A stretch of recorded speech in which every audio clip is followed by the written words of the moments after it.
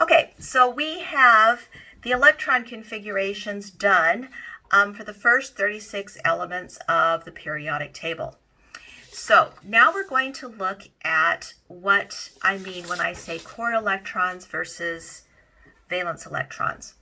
So when we were building up our electron configurations and looking at our hotel, every time we open up a new floor, that new floor is going to be what we call the valence shell. The valence shell is the uppermost shell. So if you are looking at any atom, I'm just going to draw a little sketch here of a Bohr model of the atom. So here we have my nucleus, and here I have energy level 1, energy level 2, energy level 3. Any electrons that I put on the highest energy level would be considered a valence electron. So in this little model that I just built, this electron on the outside would be considered a valence. And the electrons that I have on all of the energy levels that are lower are called my core electrons. My core electrons, core and valence. If I add the valence electrons and the core electrons, I should get the total number of electrons for my atom. Okay, so let's take a look at how this core versus valence is happening for the first several. It's quite straightforward. So let's just take a look at the difference between helium and lithium. So here, helium only has two electrons total, and both of them are valence because right now, if there's only one shell, then the outer shell is the first shell. There are two. But when I advance to lithium has electrons on two levels. Some of them are on the 1s level, some are on the 2s level. The outer electrons, which are in level 2, are considered the valence. So there's one valence electron, and there are two core. If I look at the summation of how many total electrons are, that's 3, and I can see here that there are 3 total. Okay, so what happens when we get some electrons that are going into the p area? So let's take a look at boron here. So when I have boron has some electrons in the s level, 1s level, some in 2s, some in 2p. Now the valence electrons are considered everything that is in the second energy level. So I have to add together the 2s electrons plus the 2p electrons to get my valence. So there's 3 valence, and everything lower than that is called core. Okay, so let's jump here to where we're talking about neon. So in neon, 1s again is my core, and everything on the second energy level is my valence. So everything on the second energy level, so there's 8 total on the valence. So when I'm looking at the number of core, this is my first period of the periodic table. Hydrogen and helium are in the first period of the periodic table. So the number of valence electrons just goes from 1 to 2, and then that row of the periodic table is finished. Then I look at lithium. Lithium is got 2 core electrons because that's how many helium had. Then we open up our new. And in order to finish, we have to go all the way up to 8. Now, after I get to neon, after neon comes sodium. Then I have to enter the third energy level. So this is a game changer here as far as core electrons go. This is where I get the switch from 2 core electrons to 10 core electrons. And the 3s electrons are the only valence. So I'm still adding up to 11, but now everything that was on the second energy level is now considered core. So as we continue down, notice that in this next section, I am stuck here at 10 valence electrons from between sodium and argon, because all of these, neon is the core. This noble gas configuration is giving me the core. This is 10 valence electrons. And then I'm adding together whatever on 3s and 3p. Everything on the third energy level is considered valence. So I go from 1 to 8. And then once I get to 8, I've opened up. That's a noble gas argon. and I have redefined my core. Now I'm at 18. So for this next set, we're going to have 18 for a bunch. So I've got here, everything on the fourth energy level is going to be considered valence. Now, something tricky happens when I get into scandium. So scandium, if I'm really studying what the configuration here, I have my noble gas, which is part of the core, but then I have electrons past that are either on the fourth energy level or the third energy level. This third energy level is considered part of the core. Only the fourth energy level is the valence shell. So when I'm looking at the valence, there are still just 2 valence electrons for scandium. Both calcium and scandium have 2 valence electrons, the 4s2. But scandium, this 3D, is going to add to the core. So what does that mean for titanium? Titanium is going to have 18 core electrons from argon. Then I have to add the 2 core electrons that are part of the 3D. So this is 18 plus 2. This is going to give me my 20 core electrons. And then the valence electrons are simply 2. So I'd like to pause the video and have you finish completing the core and valence electrons from element number 23 through 36. Pause. Can you just pause it and not stop it? Okay, so we have just finished writing out how many core electrons and valence electrons there are according to our electron configuration. So you can see that as we enter the transition elements, which begin right here at scandium, that we are stuck at 2 valence electrons for quite a long time. Okay, until we get past the point where my 3D level is full, and now I'm going to start combining my 4s electrons with my 4p electrons. Okay. All right, now there's a relationship between the core electrons, valence electrons, and the dot picture that we're showing you. So I had you earlier, we skipped doing a bunch of dot pictures. So let's go back and fill in any dot pictures that you don't have. So what your dot pictures are really supposed to show you is your valence electrons. They do not show the core electrons. So I'm going to come back here to element number 19. And element number 19 is potassium, and it needs exactly 1 valence electron, so I just put it there.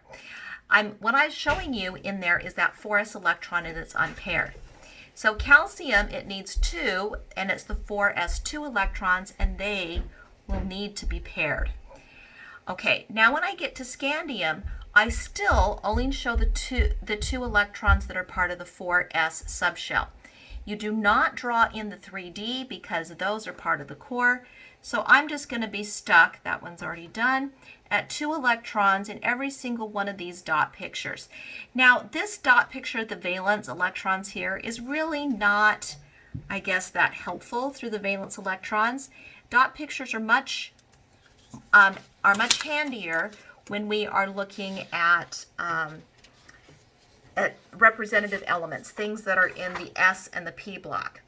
So as I'm looking through nickel through krypton, so nickel is 4s2 3d8. So again, I have 2 electrons here, 2. We're going to come back to copper. There's 2 elements here that had an asterisk by them. I'm showing you a prediction based on the Aufbau principle because that's what we're learning. In future videos, we are going to show you that there are exceptions, so we'll have to come back and make corrections to those 2 after we get further information. So, and again, zinc is here at 2.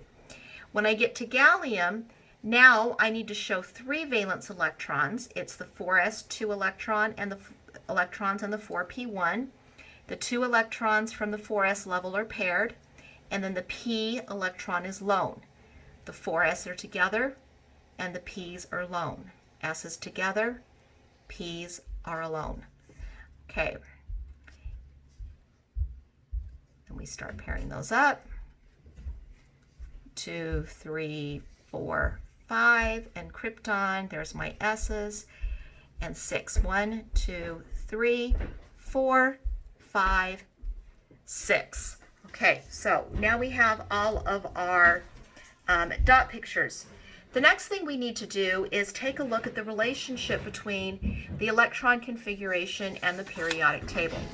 So I'm going to use a secondary visual aid here. I have a periodic table at the ready. So I'm not going to be moving this on and off the screen. To make the most of this video, you should be representing or have at your side your own periodic table. So when I look at hydrogen, the periodic table, group, remember, is columns and period is row. So hydrogen is on group 1A and period 1. Helium's a little bit strange. He's not representative, so I'm going to kind of skip that one for now. But as I track my group numbers, I'm sitting here, this is my period. Look at everything here on row 2. When I'm on row 2, notice that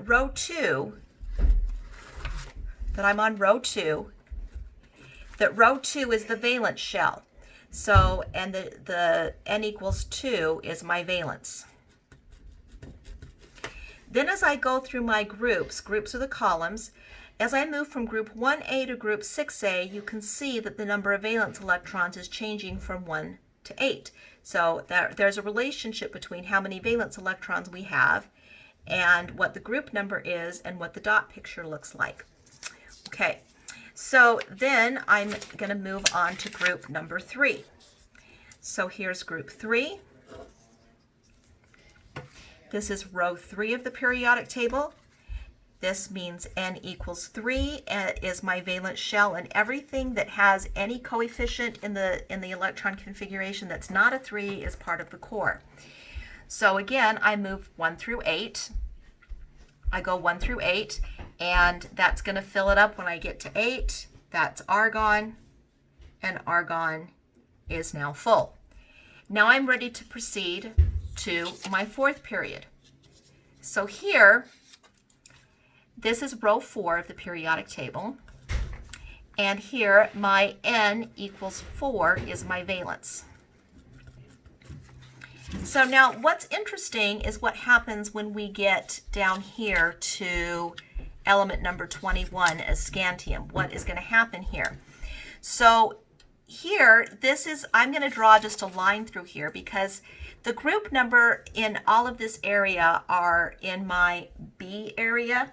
So if you look at a periodic table in the American system that I have across the top, groups 1A, 2A, 3, 4, 5, 6, 7, 8A. So if I'm in one of the representative groups, the number on the group number is just going to tell me how many valence electrons. But when I get into these that are labeled a B in the American system, scandium through zinc and later yttrium through cadmium, the group number does not tell me what my valence is, because as you can see from this table that we're building, that when I'm at scandium, I've added an electron into this 3D. That is part of my core. So here, even though the last entry said 3D, that 3D is not a valence electron. Only the 4s electrons are valence. So I can't use the group number through that area to tell me much, but I can tell you that if I'm on row 4, that n equals 4 is the valence, and only anything that is n equals 4 is my valence. So in all of these, this is going to finish up my periodic table. All of the remainder ones through krypton are in row 4 of the periodic table, but what group number I'm in isn't going to start becoming relevant again until I get to gallium. And when I get to gallium, I can see that now I'm getting back into the representative elements, and I'll be in group 3A, and as long as it has an A in it, there's going to be a relationship. So I'm not going to worry about nickel, copper, zinc, but when I get to gallium, now I'm in the 4p, now I can look at the group numbers. So I've got 3 valence electrons, and this is in group 3A. 4 valence electrons, 4A, 5A, 6A, 7A, and 8A. Okay, So there is a relationship between the electron configuration and your period and your dot pictures. In the next videos is going to be showing you how to use the periodic table very effectively for writing electron configurations. So you don't have to actually write them out from scratch using orbital notations. This is necessary for us to understand the structure, but now the next videos will show you how to use the periodic table as a shortcut tool to quickly get the valence electrons and to quickly get the electron configurations.